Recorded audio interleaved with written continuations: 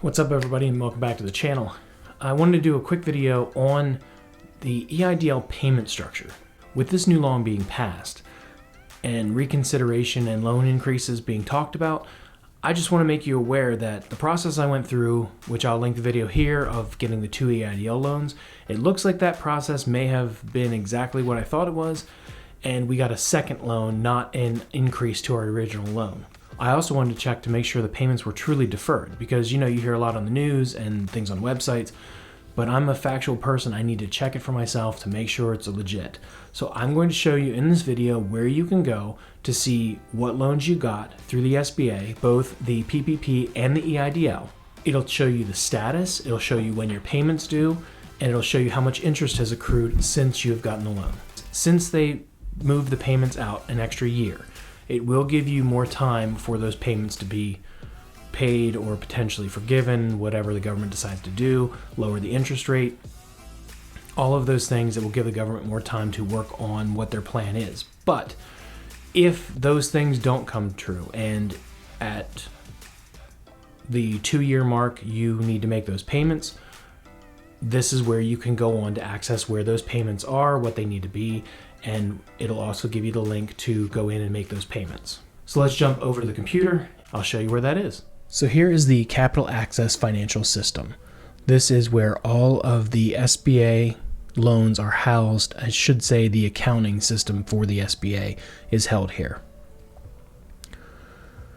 Now, as you can see, I'm already logged in, but if you do not have a login, you can go through the steps by going over here and request access to the system. They'll ask you for your loan number, which you can find on your documents. They'll ask you for the social security number of the primary borrower and a few other questions to verify who you are. They'll give you a login, and then once you have that, you're good to go to log into the system. To find your loans, because when I first got in here, there's a whole bunch of other stuff on here that doesn't really apply, but it does give you a little bit of information about what's going on. So you go to borrower search, and here it's going to list all of the loans that you currently have. If I look at this one right here, this is my original loan that we got to start our trucking company. And you can see it was dispersed and it's in current. This was our PPP loan that we received, and you can see it was paid in full because it was forgiven. And then this is our original Eidl loan.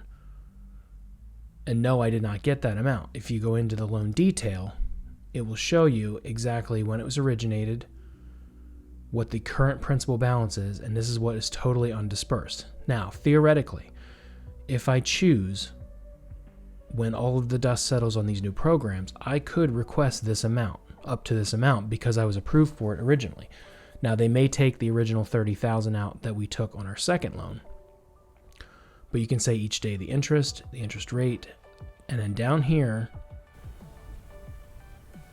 is when your next payment is due. So you can see that is 2 years from the date that it was originated for this section. This is our last loan that we received, which was the $30,000 additional Eidl loan. And you can see that, again, the next installment date is 2 years from the date that this loan was originated. But as you can see, I have 2 different loans for the same Eidl program. Unless they're going to combine them eventually, I don't know. But this is where you can find out what you owe, how much you owe, when your payments are due, and things like that. Now notice one thing that isn't showing is the $10,000 Eidl grant, which we didn't get. We only got $4,000, but it's not showing anywhere on here. So I hope that helped you out with finding out where you can locate what your loan numbers are, what your payment is, and how much interest you owe on the loan currently. I stumbled across this because I went to the SBA.gov website to look into the payment deferrals and things like that were talking about in the news, because I like to see it with my own eyes.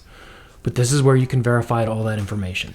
A couple days ago, that first loan, the $24,900, had a due date of 5/1/2021 because I had already gotten a mailed letter like a month and a half ago stating that this is the payment and the interest that would be due. So something must have changed in the system to advance that to another year. I'm guessing I will get another physical letter in the mail telling me so, but I always like to verify. Hope this helped you out. Hope you can find your information on your loans. And until next time, have a great day.